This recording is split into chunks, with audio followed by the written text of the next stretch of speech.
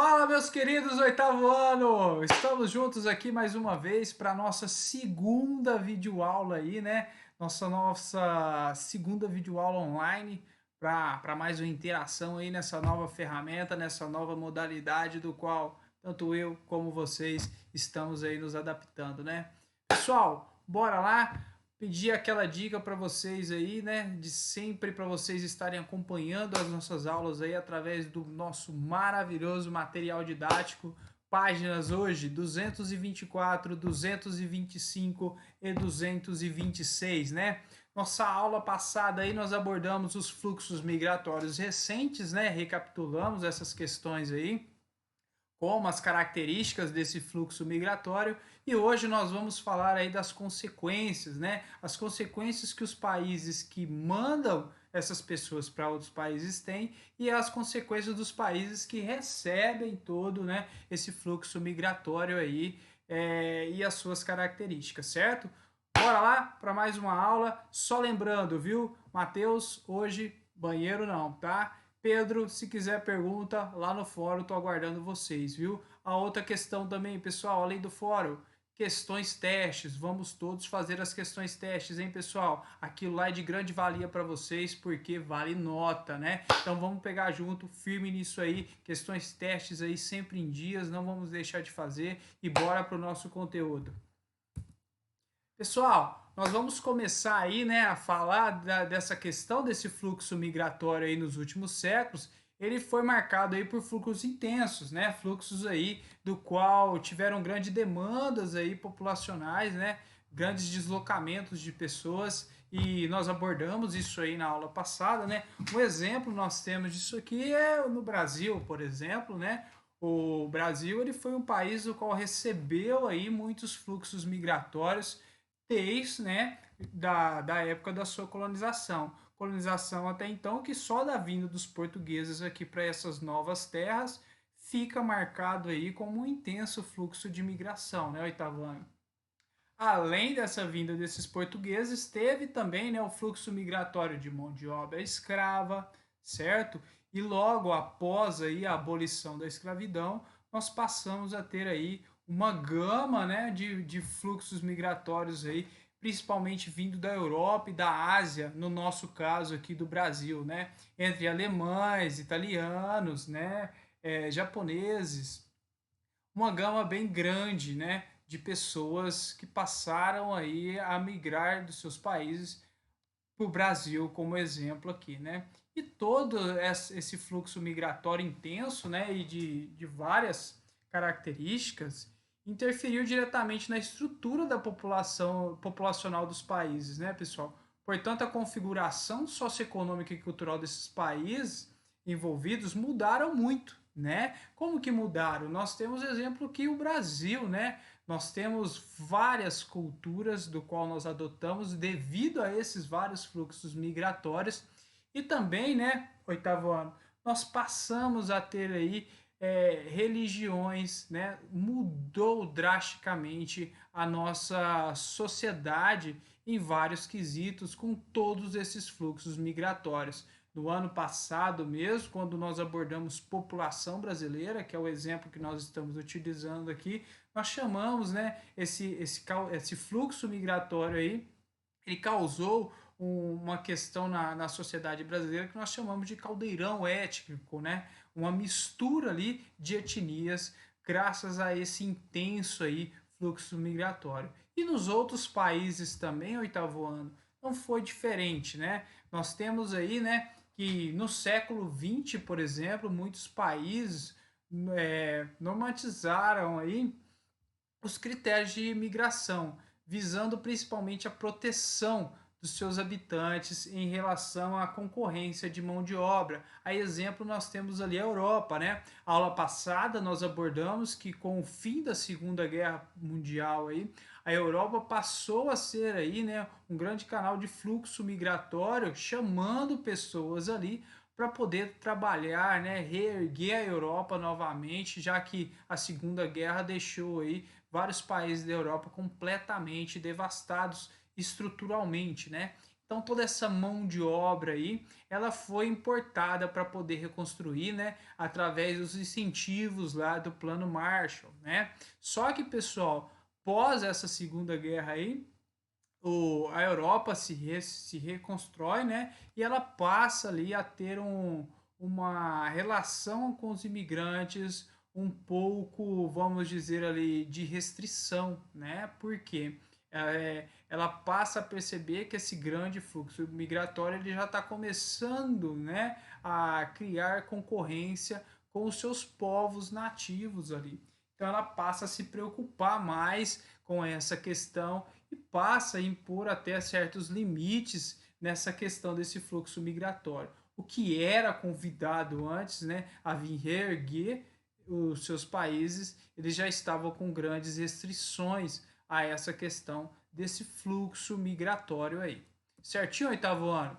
Alguns países, pessoal, que tinham um regime político, né, ditatorial como forma de governo, contribuíram para essa dinâmica e se tornaram aí emissores, né, de imigrantes. O que eu quero dizer? Na aula passada nós trabalhamos, né, que fatores como guerra, perseguições aí políticas, religiosas, culturais são fatores aí do qual faz, né, obrigam as pessoas aí a migrarem. Então, grande parte desses países que adotaram um regime ditatorial aí, né, fez com que várias pessoas tivessem a questão de se mudar, né, de uma maneira aí até que obrigatória, né? Então, pessoal, esse país, né, que passa a emitir essas pessoas, se tornam aí países emissores de imigrantes, né? Eles sofrem também, né? Eles têm lá as suas consequências. E nós temos um exemplo, alguns exemplos aqui desse tipo, né? De emissão aí de imigrantes. Como, por exemplo, diminuição da população total. Quando você tem uma diminuição aí da sua população, você passa a gerar sérios problemas, como problemas econômicos, falta de mão de obra adequada em todos os setores, não é verdade? Então você passa aí a ter sérios problemas nessa relação de diminuição da sua população. A redução do PEA, pessoal. Para quem não se lembra lá do PEA, né, é a população economicamente ativa, né? Esse PEA aí é muito importante porque é a população que faz a economia do país girar, certo? São as pessoas ali que trabalham, que geram renda, né? Então, e além de gerar renda, consomem, né? Então, pessoal, quando se tem uma redução desse PEA, você tem uma redução drástica na sua economia e pode fazer aí com que o país venha, né, a sofrer aí com algumas causas econômicas. E também nós temos a alteração da estrutura da sua população. O país passa, aquele esse país emissor aí de imigrantes, ele passa a perder as suas particularidades, não é? Se você começa ali a perder a sua população, características únicas ali daquela população vão se perdendo e você passa a ter uma grande alteração aí na sua estrutura populacional. Certinho, oitavo ano? Seguindo aqui, né, nós temos os países, né, que tornam-se receptores. Se eu tenho um país emissor, eu também tenho um país, né, eu tenho um país receptor. O que acontece, pessoal? Devido ao desenvolvimento, né, de suas economias, nós já falamos que no fluxo migratório, quando se tem o intuito aí de chamar alguém, né, são aí devido às condições de vida melhores, oportunidades de trabalho, de estudo, né? Então, devido a esses países terem desenvolvido as suas economias, né, principalmente após a década de 60 aí, passou a ser um alvo muito grande desses novos imigrantes aí, né? Então, pessoal, como se tem essas características, como nós trabalhamos na aula passada, esses países passaram a ser visados, né? E eles também, como receptores de imigrantes, passam a ter consequências, né? Que tipos de consequências, Dael?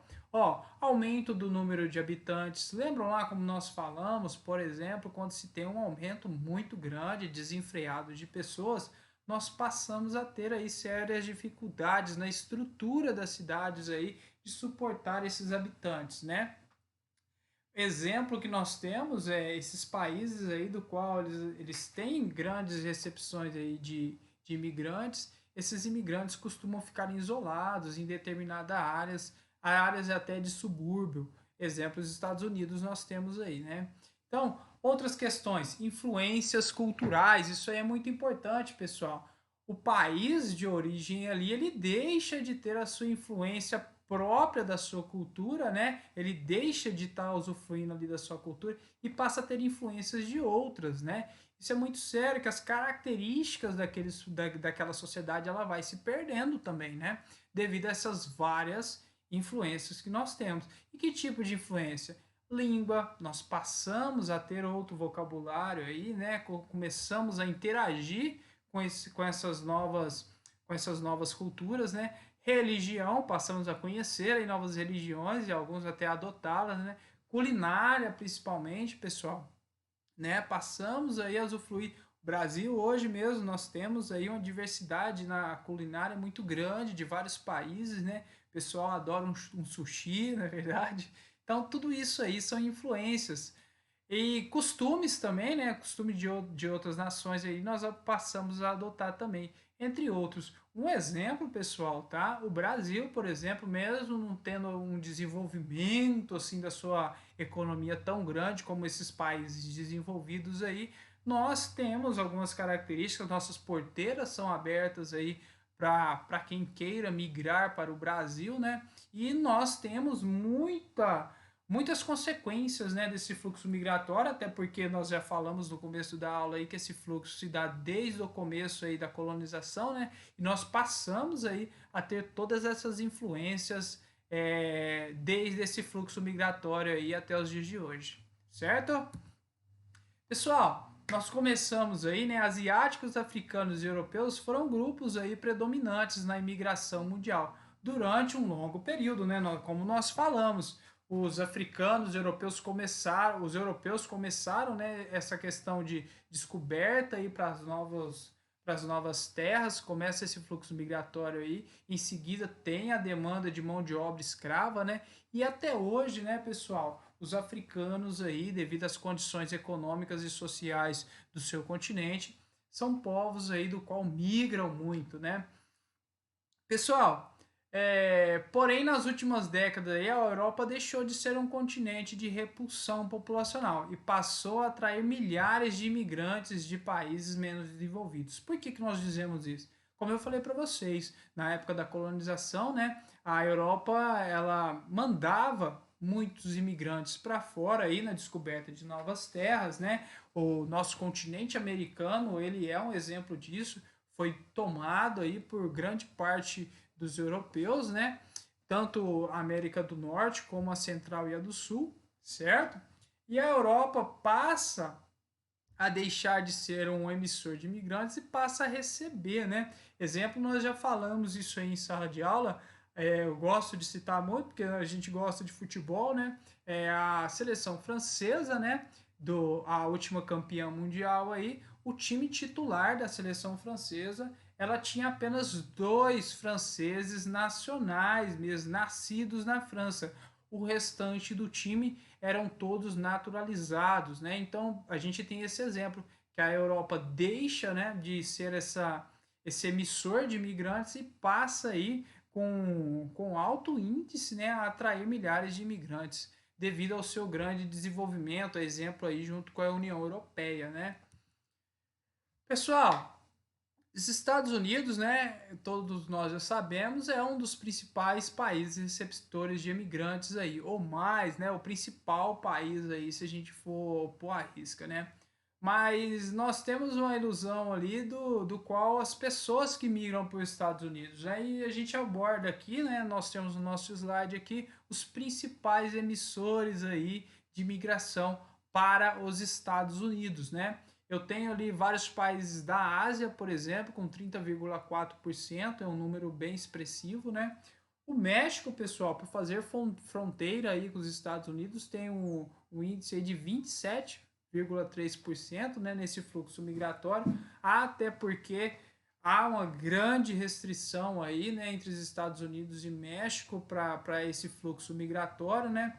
Outros países da América Latina, como Brasil, Argentina, entre outros, né, 16,7%. A Europa aí, né, 10% dos países europeus aí, as pessoas migram para os Estados Unidos também. A África vem com a margem aí de 5,4%, até porque pela proximidade ali, né, espacial, o continente africano mais próximo da Europa, nós temos ali entre África e Europa um fluxo de migração maior do que os Estados Unidos. E outros países aí, 2,1%. Certo, oitavo ano? Pessoal, nesses últimos anos aí, nessas últimas décadas, um motivo que contribuiu significativamente para aumentar o fluxo migratório foi o chamado aí que nós já falamos, né? A fuga de cérebros, né? Esse fluxo migratório aí, ele passa a ter particularidades que são, por exemplo, os convites aí, né? As pessoas que se destacam no seu ramo de trabalho aí para esses países desenvolvidos para auxiliá-los nesses desenvolvimento aí, né? Até porque nós temos como exemplo os Estados Unidos, que é um grande, né? É, tem um grande fluxo migratório de fuga de cérebros. Nós temos o exemplo Vale do Silício, né? Do qual se descobriu, houve muitas descobertas naquele tecnopolo lá através de mentes estrangeiras feito aí através desse fluxo migratório que nós chamamos aí de fuga de cérebro, né? Comentei com vocês um exemplo muito interessante que nós temos o infectologista hoje nos Estados Unidos, né? Responsável por todas as ações ali do Covid-19, uma questão atual, ele é brasileiro, né? Porque se destacou na sua área aí e tem o convite para trabalhar em países mais desenvolvidos aí, e as pessoas na maioria das vezes vão sem pensar devido todo o aporte, né, financeiro, científico aí e estrutural que ele vai ter para poder continuar o seu belo trabalho, certo? Galera, por hoje nós terminamos aqui, certo? Fico com vocês aí, deixo o meu abraço, saudades de todos aí. Em breve aí estaremos juntos, certo? Logo, logo. Não deixem aí de fazer, tá, pessoal? Os testes que nós teremos aí, tá? E nos vemos em breve. Forte abraço, saudade de todos e tchau, tchau. Até mais.